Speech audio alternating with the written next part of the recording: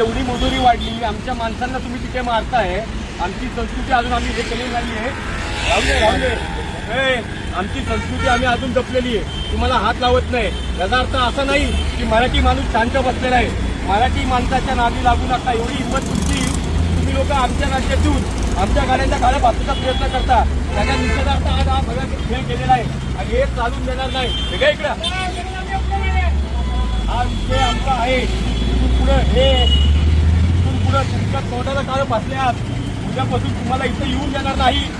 लक्षात ठेव, उद्यापासून तुमच्या एकही गाडी डेपोमध्ये येऊन देणार नाही. कळलं का? समजलं का? लक्षात ठेवा, तुम्हाला महाराष्ट्रात यायचंय, आम्हाला तुम्हाला अडचण करायची नाही. पण जर आमच्या मराठी माणसांवरती जर असं होत असेल, एकालाही सोडणार नाही. त्या तुमच्या सरकारला आम्ही म्हटलं माफी मागा, मराठी माणसाची माफी मागितलेली नाही. त्याचा अर्थ असा नाही की आम्ही सांगतो आज गाडीला तळ पासले, उद्या गाड्या फोडणार तुमच्या.